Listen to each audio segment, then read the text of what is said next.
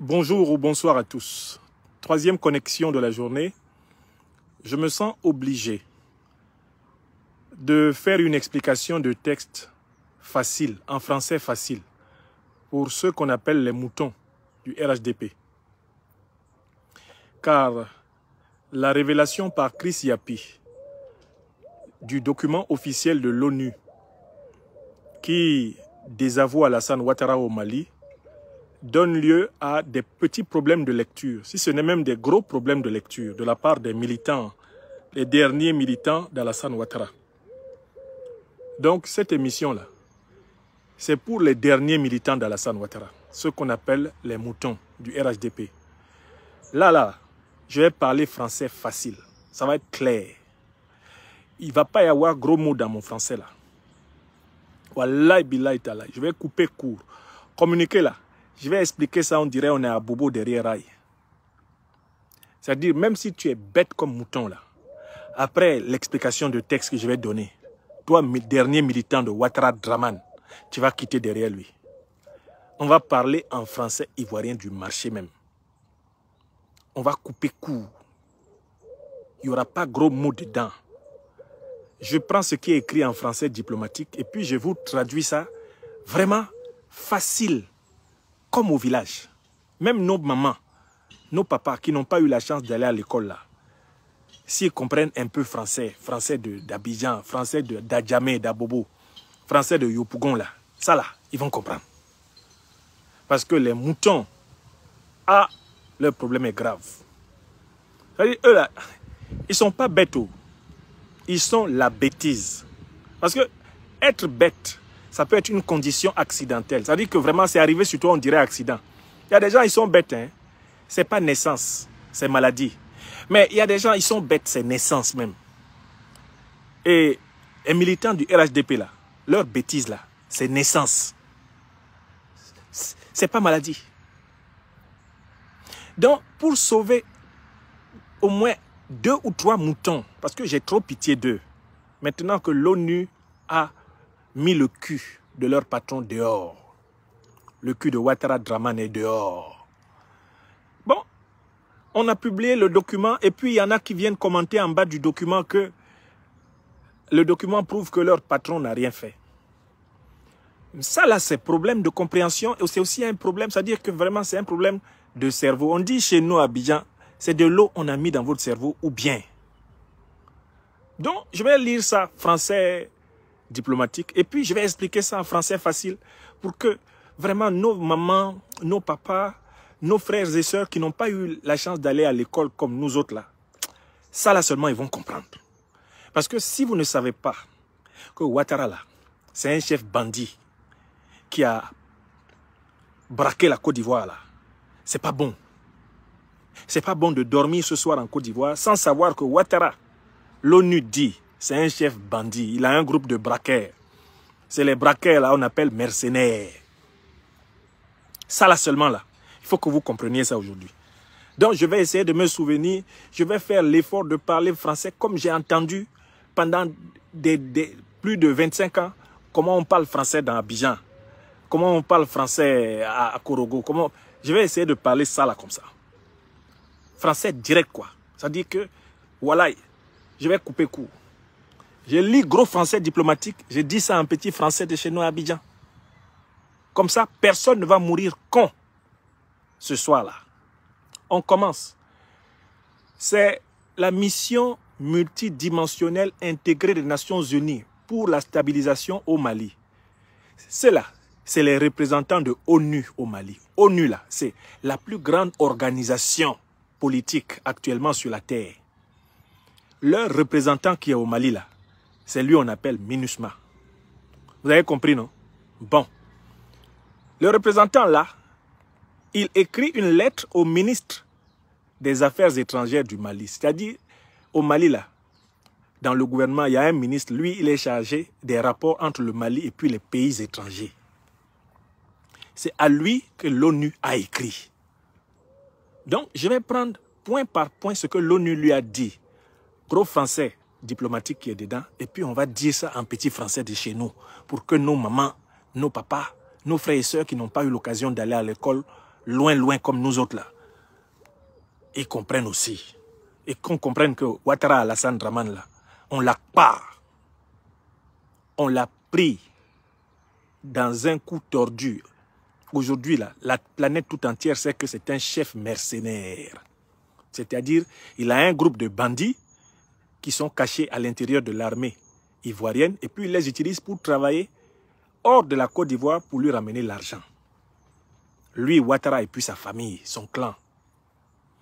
On dit la mission multidimensionnelle intégrée des Nations Unies pour la stabilisation au Mali présente ses compliments au ministère des Affaires étrangères de la coopération et a l'honneur de lui transmettre les informations demandées par sa note verbale du 12 juillet 2022. Premier paragraphe là, c'est simple. ONU dit, gouvernement du Mali nous avait demandé de nous expliquer pourquoi il y a des soldats avec des armes qui sont arrivés le 10 juillet au Mali là, alors que le Mali n'avait pas donné la permission. Comme le gouvernement malien là, il nous a demandé, il faut expliquer.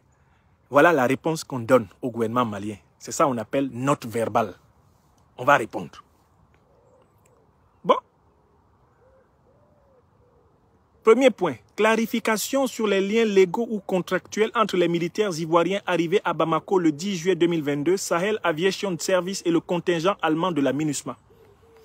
Ils disent, premier point où on va expliquer là, est-ce que les soldats ivoiriens qui sont arrivés à Bamako, à l'aéroport, le 10 juillet là, est-ce qu'ils sont en contrat avec nous, ONU? Ou bien est-ce qu'ils sont en contrat avec les soldats allemands qui sont à l'intérieur de l'ONU? Ou bien est-ce qu'ils sont en contrat avec une société privée, une entreprise qu'on appelle SAS, Sahelian Aviation Service? La MINUSMA note que les éléments ivoiriens ont été déployés à Sénou, Bamako, pour assurer la sécurité à la base des NSE allemands, entre guillemets, dans cette même localité, au lieu de Tombouctou, où est basé le contingent ivoirien de la MINUSMA. Il apparaît que certaines procédures n'ont pas été suivies et la mission s'efforce de mieux comprendre comment ces dysfonctionnements ont pu se produire afin d'éviter qu'ils se reproduisent à l'avenir. Deuxième paragraphe, gros là. Voici ce que ça veut dire. L'ONU là, il constate que Alassane Ouattara, au lieu d'envoyer les éléments ivoiriens pour assister le contingent de 50 militaires ivoiriens qui est dans l'ONU là, au lieu de les envoyer où? À Tombouctou, parce que les militaires ivoiriens qui sont au Mali pour aider au retour de la paix, eux ils sont basés à Tombouctou. Au lieu d'envoyer les contingents de soutien, au lieu de les envoyer à Tombouctou, ça c'est au nord du Mali là-bas, Ouattara Dramane les a plutôt envoyés à Bamako, à l'aéroport, pour travailler avec une société privée. Et pour travailler, dit-il, il dit c'est pour travailler avec les Allemands. Je m'arrête d'abord là, sur le deuxième paragraphe. ONU dit, Ouattara, il a pris l'armée ivoirienne, au lieu d'envoyer l'armée ivoirienne soutenir l'armée ivoirienne présente au Mali, il a envoyé l'armée ivoirienne travailler pour une entreprise privée. Et puis il a envoyé l'armée ivoirienne là pour travailler pour l'armée allemande. Alors que l'armée ivoirienne ne peut pas venir renforcer l'armée allemande. L'armée ivoirienne ne peut pas aller travailler à l'étranger pour une société privée. Ça, c'est interdit. C'est interdit par ONU. C'est interdit même par la loi du Mali. C'est même interdit par la loi de Côte d'Ivoire. Tu ne peux pas prendre l'armée officielle ivoirienne et puis tu envoies ça travailler pour quelqu'un, une entreprise à l'étranger. Non. Parce que c'est l'armée du peuple de Côte d'Ivoire. Ce n'est pas l'armée de Ouattara Dramane. Quand on envoie nos enfants à l'armée, ils deviennent caporal, ils deviennent sergent, ils deviennent adjudant, ils deviennent lieutenant, ils deviennent capitaine, ils deviennent commandant, ils deviennent colonel, colonel-major, général de brigade, général de corps d'armée. On envoie nos enfants là-bas, c'est pas pour que Ouattara Dramane, il les prenne et puis il les amène à l'étranger pour travailler pour lui. Est-ce que vous comprenez? Est-ce que mon français est clair? Là. Celui qui n'a pas compris, il va dormir définitivement mouton ce soir à Abidjan et dans tout le pays là. On nous dit, Normalement, si Ouattara dit qu'il envoie des militaires pour renforcer des militaires, il devait rejoindre leurs camarades ivoiriens qui sont basés à Tombouctou dans le nord. Mais on observe que Ouattara les a plutôt envoyés travailler pour une entreprise privée. Il les a envoyés travailler pour, dit-il, le contingent allemand. Et puis ONU, ils ont mis guillemets dessus. C'est-à-dire, quand on met guillemets dans un texte, là, on veut dire c'est ce que Ouattara dit, qu'eux-mêmes, ils ne croient pas en ça. Ils ne croient même pas que les militaires ivoiriens sont allés protéger les Allemands. Parce que vous-même, là, il faut vous asseoir et puis on réfléchit ensemble. Allemands, là, ce n'est pas militaire. Donc, c'est militaires ivoiriens qui quittent la Côte d'Ivoire pour aller protéger les militaires allemands au Mali. Mais le militaire allemand qui est au Mali, là, lui aussi, il doit protéger les Maliens. Astaghfirullah. Toi, tu viens d'Allemagne pour protéger les Maliens. Et puis, on envoie des Ivoiriens pour te protéger. Donc, toi-même, tu fais quoi en Allemagne? Toi, Allemand, là. Toi-même, tu fais quoi au Mali? Pardon. Toi, Allemand, là, soldat allemand. L'Allemagne envoie ses soldats. On dit qu'ils viennent protéger les Maliens. Et puis, Ouattara, lui, il envoie ses soldats pour protéger les Allemands.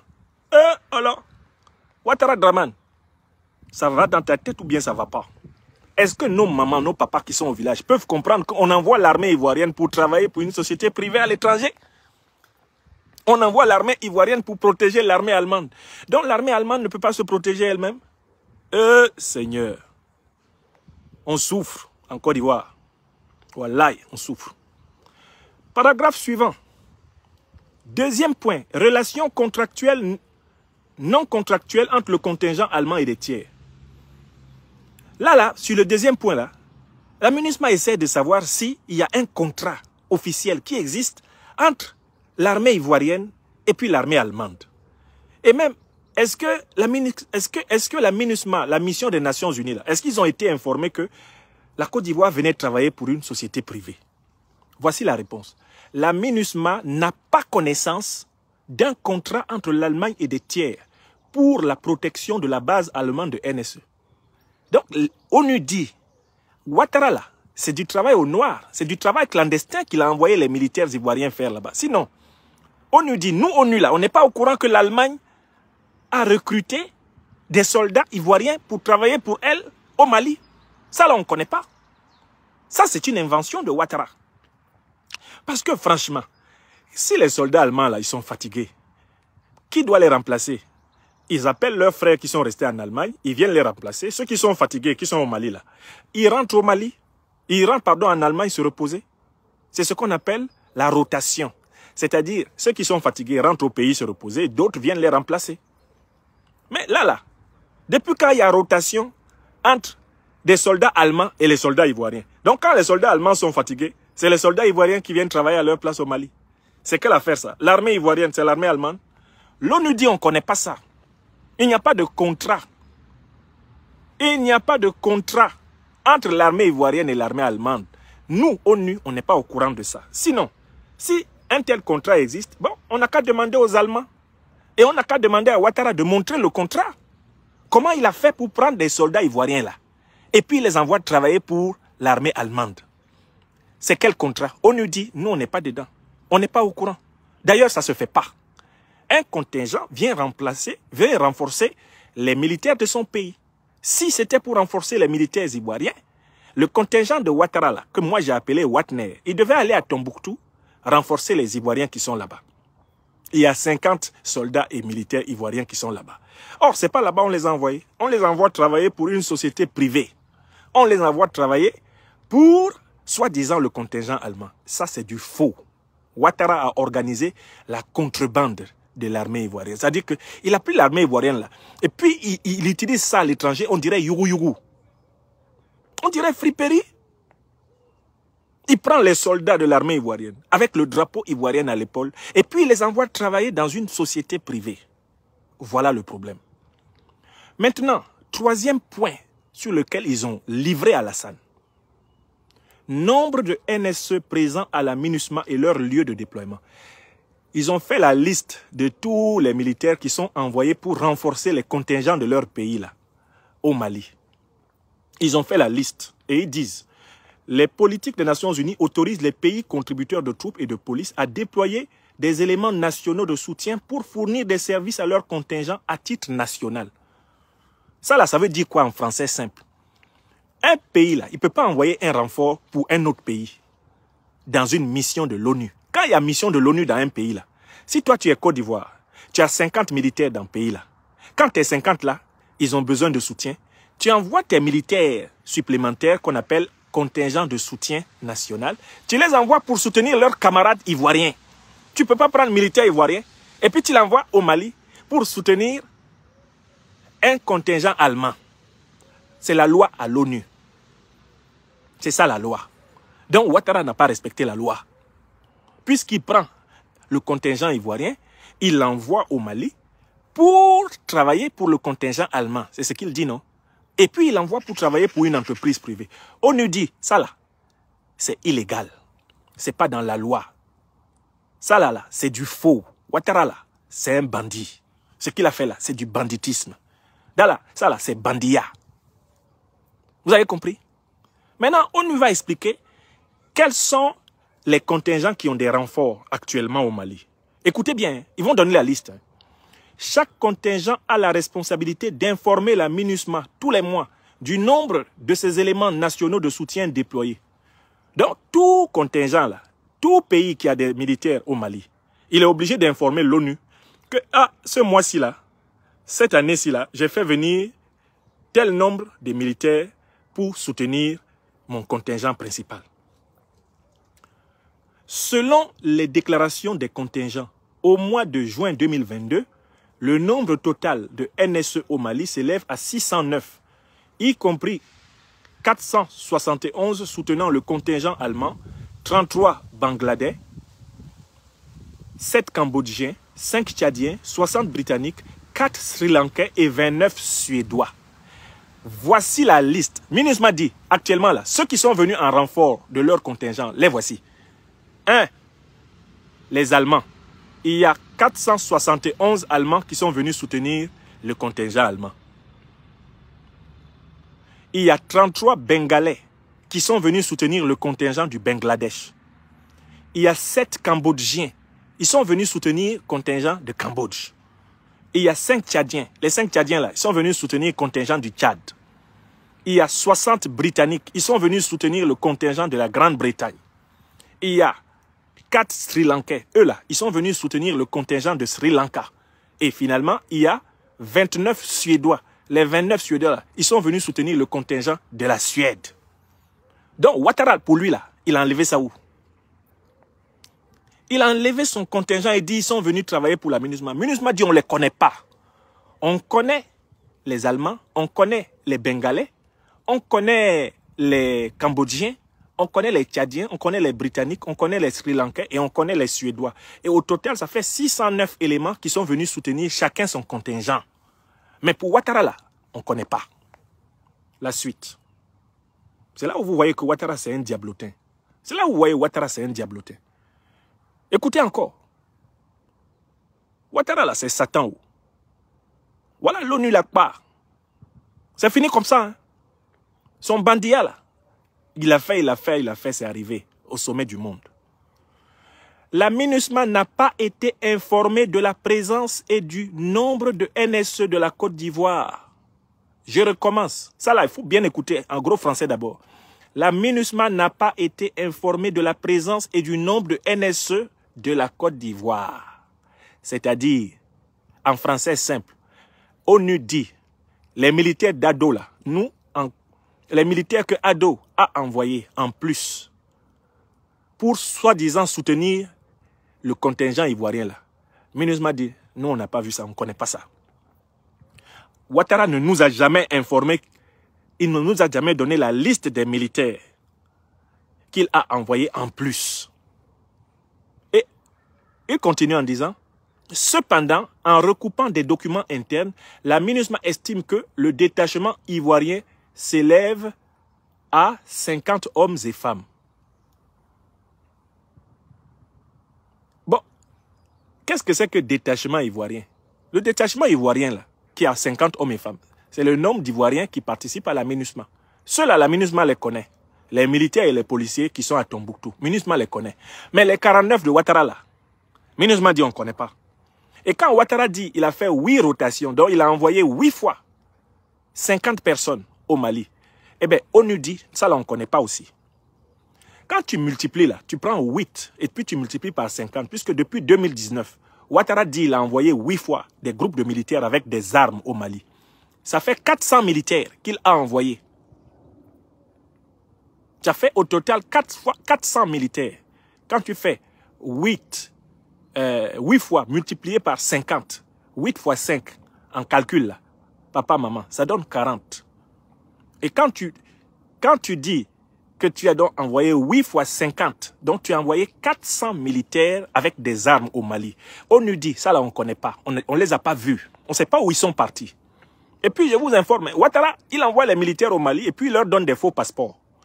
Il donne des passeports qui cachent leur travail de militaire là. On écrit plutôt sur leur passeport qu'il est cuisinier, il est vendeur, il est coiffeur, il est savetier, il est safoutier, il est puisatier. Ouattara fabrique des faux passeports et il envoie des militaires avec des armes au Mali. ONU ne sait pas. Mali même ne sait pas. Ça s'appelle mercenaire. Paragraphe suivant. La MINUSMA a initié un recensement des NSE dans tous ses contingents afin d'obtenir des chiffres exacts. La mission partagera les conclusions de ces vérifications une fois qu'elles seront établies. MINUSMA dit, nous-mêmes là, on ne sait même plus qui est entré, qui n'est pas entré. Là, on va vérifier où. Parce qu'à cause d'Alassane, on est dépassé. Nous-mêmes, on ne sait plus, on ne peut même plus vous dire exactement qui est venu, qui n'est pas venu, à cause de gens comme Ouattara. Dernier paragraphe. La mission multidimensionnelle intégrée des Nations Unies pour la stabilisation au Mali remercie le ministre des Affaires étrangères de la coopération de la République de Mali pour son aimable coopération et saisit cette occasion pour lui renouveler les assurances de sa haute considération. Gros français là, c'est pour supplier le Mali, hein, que eux, Allah, faut pas nous chasser. On nous dit au Mali, pardon. Faut pas nous chasser à cause de Ouattara. Sabari. Faut pas nous chasser à cause de Ouattara. C'est Ouattara qui a introduit des voyous ici. Sinon, nous-mêmes, on est dépassés par ça. C'est ça le dernier paragraphe là. Donc, franchement, je viens de vous expliquer en français facile. Français d'Abidjan, français de Bouaké, de Korogo, français du campement, français d'Adjamé. Si certains maîtrisent Nouchi là, ils n'ont qu'à bailler en Nouchi et puis tout le monde va bien comprendre encore. Le courrier là, que je viens de lire là, et puis j'ai expliqué en français facile. Wallahi billahi ta'ala. Il y a des militants du RHDP là, ceux qu'on appelle moutons là, ceux qui n'ont pas cerveau là. Ils disent que courrier là prouve que Ouattara n'a rien fait de mal. Seigneur, quand on envoie les enfants à l'école et puis ils ne savent pas lire là, on doit faire quoi? Quelqu'un qui est allé à l'école, même avec le niveau de Big Togo, c'est-à-dire il est allé au collège et puis il est ressorti aussitôt. Quand il a lu ça là, il sait que Ouattara est dans pain, gros pain brou. Ouattara est dans pain même. Gros pain. Parce que ça là, l'ONU vient de dire que lui, il a introduit 8 fois des hommes et des armes au Mali sans l'autorisation de l'ONU ni l'autorisation de l'État malien. Ouattara là, c'est un chef d'une organisation de bandits. Ouattara c'est un chef bandit. C'est ça l'ONU vient de dire là. Et puis les moutons du RHDP, ils se promènent sur les réseaux sociaux, ils lisent ça, ils disent, professeur, toi-même, est-ce que tu as bien compris ce que tu as lu? Un mouton qui va m'expliquer. Moi, je suis le professeur des professeurs. J'ai formé des générations d'Ivoiriens, des générations de Camerounais, des générations de Français. C'est toi, mouton du RHDP, là, tu vas t'asseoir. Quand moi, j'ai fini de lire un texte, tu vas venir faire une contre-lecture. Alors que même ton patron ne peut pas venir. L'autre jour, là, j'étais sur une chaîne, là. Comment on appelle la chaîne, là? Russia Today Africa. Ils ont envoyé Joël Nguessan. On dit à Joël Nguessan, il n'a qu'à venir me contredire. Joël Nguessan, il est tombé avant que je parle. Dès que je l'ai regardé comme ça, il s'est écroulé. Dès qu'il m'a vu, il s'est mis à pleurer. Joël Nguessan s'est mis à regarder la journaliste en disant, pourquoi vous faites ça? Pourquoi vous faites ça? Quand il m'a vu, il a dit, on dirait un enfant qui voit Kakamou. Voilà. Quand Joël Nguessan m'a vu, il a dit, c'est fini pour moi. Ce monsieur-là, j'ai dit Touré Mamadou, là, une fois à Paris, là, j'allais à Africa 24 pour un débat. Il venait débattre, il pensait qu'il allait débattre contre un soroïste. On n'avait pas donné le nom. Donc il disait non, qu'il va moyen le soroïste là. Que lui, non, que lui va se débrouiller même. Il n'y a rien même, qu'il n'a même pas peur. Quand Touré Mamadou, on lui a dit, c'est Franklin Nyamsi Ouak Cameroun. tu vas avoir. Il a failli se casser les pieds dans l'escalier. Il a laissé ascenseur là. Il a fui par escalier. Que non, lui, il est pressé. Il a autre chose à faire à Paris là-bas. Qu'il a un rendez-vous. Que finalement, lui, il ne peut pas débattre. Touré Mamadou sait, le jour où je vais l'attraper là, je vais le corriger intellectuellement, proprement. C'est un enfant, je l'ai vu grandir ici. C'est moi qui lui ai appris même à écrire un peu et à parler un peu. Il sait que je suis son maître. Donc, ils vont envoyer qui? Tené Birahima Ouattara, alias La Fiole. C'est lui qui va se mettre devant moi pour débattre. Il y a qui? Kandia. Kandia. Astafroulaye, Kandia. Kandia Camara qui a détruit l'école ivoirienne. L'école de son établissement. Français n'est pas français dans sa bouche. Elle là, même nos mamans qui ne sont pas allées à l'école la dépassent. Tellement elle détruit tout ce qu'elle dit. C'est pour ça que la Côte d'Ivoire n'a pas de diplomatie là. On a pris une fenêtre ouverte comme ça, branlante comme ça, comme Kandia, et puis on a mis à la diplomatie. Elle peut parler, elle va parler à qui? Si Abdoulaye Diop là, le ministre malien des Affaires étrangères, mon frère Abdoulaye Diop, s'il se met debout comme ça devant Kandia, il dit il faut comment? Est-ce que Kandia va comment? Astafroulaye. Kandia peut dire quoi devant Abdoulaye Diop? Dans quelle langue? Elle dit qu'elle a étudié anglais à l'université, elle ne sait pas parler anglais. Français même, elle ne maîtrise pas. Je suis même sûr qu'Andjoula, elle est nulle. Parce que celle-là, quand on la regarde bien, on se dit, normalement, une idée correcte n'est jamais passée dans son cerveau. Là. La Côte d'Ivoire n'a pas de diplomatie. Donc, quand moi, je vous ai lu un texte, et puis j'explique ça en français français. Un mouton RHDP sort derrière pour dire que non, Franklin Yamse Ouattara Cameroun n'a pas compris le texte. Astafroulaye. Même ton patron Ado, il ne peut même pas dire ça. Ado peut se mettre devant moi dans un débat. Il y a qui? Hachi Patrick, il peut débattre avec qui? Moi? Ahmed Bakayoko avait fui. Chaque fois qu'on a dit Ahmed Bakayoko, vous aurez comme... Hey, vous voulez me créer des problèmes? Oui, si je vous attrape, intellectuellement, je vous déconstruis. Ça va être fessé. Fessé intellectuel, c'est ça il va être donné. Donc, le document de l'ONU là, que Chris Yapi a sorti là, l'explication que moi je vous ai donnée là, c'est ça qui est ça. Vous avez compris, non? Les derniers moutons là, il ne faut même plus les écouter, ils ne servent à rien. Parce que quand on vous envoie à l'école, au moins, il faut savoir lire et comprendre ce qui est écrit. Si ça là, ça t'a dépassé là, c'est pas la peine. Tes parents ont perdu l'argent pour rien. Et le temps, tes maîtres là, c'était pas la peine même qu'ils te donnent une chaise ou même un coin sur un banc. Si, quand toi tu as lu un texte comme ça, là, tu finis en disant non mais le texte là, ça donne raison à Ado. Quelle raison? Ça c'est son enterrement de première classe. Ça là c'est fini. Ça c'est cimetière de politique d'Ado qui est arrivé comme ça. C'est cercueil d'Ado qui est ouvert comme ça. Quand on nous dit tu es un bandit, quand on nous dit tu as introduit des bandits armés dans le pays des gens, tu as introduit 8 fois des armes dans le pays des gens, quand ONU même arrive et puis il dit on les connaît pas. Watner là, soldats de Ouattara là, nous on les connaît pas, on les a pas vus. Ils font même pas partie de nos effectifs. C'est ça là, vous prenez comme petite affaire. C'est fini. Alassane Ouattara là, il est coupable de déstabilisation du Mali et il peut être poursuivi en Côte d'Ivoire, au Mali et dans tous les tribunaux internationaux. C'est un prisonnier ambulant, Ouattara Draman. Ce n'est pas lui qui donne 20 ans aux gens. Lui là, c'est perpétuité qui l'attend haut. C'est perpétuité. Il va finir de vieillir en prison à la première occasion. Parce que là, le tribunal du Mali, là, on ne va pas condamner seulement les 49 Watner. Hein. Lui-même va être condamné là-bas. Il aime donner 20 ans aux gens, non? C'est perpétuité qui l'attend au tribunal à Bamako. Wallahi billahi talahi. Bon, voilà. Moi, comme il y a longtemps, je n'ai pas trop parlé français populaire d'Abidjan, là. Français terre à terre d'Abidjan, là. Les gens pensent que je ne peux même pas essayer.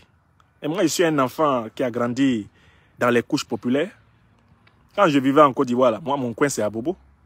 Donc, quelle façon de parler, vous allez parler, et puis moi, je ne vais pas comprendre. Et puis, quelle façon d'expliquer, moi, là, je ne peux pas expliquer, et puis on va comprendre. On peut se dindin, et puis on va parler. Chacun va comment, comme on dit. Et puis, on va se comprendre. Donc, moutons de RHDP là, dites-leur de fermer leur bouche. ONU a pendé leur gbève. Leur gbève là, ONU a pendé ça et puis il n'y a rien. C'est terminé. Ouattara, c'est un chef bandit, c'est un chef mercenaire. Et puis ça ne va pas quelque part. C'est terminé pour lui. Il ne peut même plus se mettre devant quelqu'un et puis en parler. Ouattara Draman, commandant compagnie de mercenaires Watner. Voilà. Ah voilà, je suis content de... J'ai essayé petit français là. Même si on dit tu es bête comment, ça là tu as compris non. Même si on dit tu n'as pas été à l'école là, ça là tu as compris non, mon frère, ma soeur. Parce que n'a pas été à l'école là, ça ne veut pas dire tu es bête. Il y a des gens intelligents qui ne sont pas allés à l'école. Hein. C'est à eux que je m'adresse. Parce qu'il y a des gens, ils sont allés à l'école et puis ils sont encore plus bêtes. Parce qu'ils sont allés à l'école là, mais ils n'ont rien compris dans l'école. Il y a des gens comme ça. Hein. Et puis ils sont remplis au RHDP comme ça. Des gaous perdus. Oh, des gnatas au carré. Des gnatas au carré même. Ils lisent le courrier de l'ONU au lieu de commencer à pleurer. Au lieu de se rassembler dans une cour commune là pour commencer à pleurer. Pleurer leur Ouattara. Ils sont là, ils se promènent. Non, ils n'ont pas compris. On n'a pas compris quoi. Bon, voilà ça en français facile. Je ne voulais pas laisser ça comme ça. Ivoirienne, Ivoirien, mes frères et sœurs. Alassane Ouattara, à l'international, c'est terminé. Désormais, c'est un chef mercenaire, c'est un chef brigand. Il est reconnu déstabilisateur du Mali.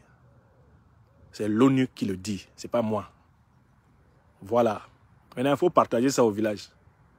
Il faut partager ça dans les campements. Il faut partager ça dans les marchés. Il faut partager ça dans Abidjan, là, partout. À nos frères et sœurs, ceux qui ont encore un peu le cœur pur, pour qu'ils comprennent le bandia qui tient la Côte d'Ivoire en otage aujourd'hui. Voilà. Et puis la mission est accomplie. Et puis il y a un monsieur en Côte d'Ivoire là. Non. Chapeau Chris Yapi. Chris Yapi a réussi à sortir le document de l'ONU là. Voilà, ça là c'est garçon. Vraiment, il faut le féliciter. Il faut féliciter Chris Yapi, il faut prier pour lui. Parce que Ouattara, lui, sa prière qu'il adresse au diable, c'est pour tuer Chris Yapi seulement. Mais Chris Yapi, il est dans leur corps. Il est dans leur corps même. Tous les jours, il est avec eux. Il est au Koyi avec eux. Vous avez compris, non? Voilà. Bravo, Chris Yapi.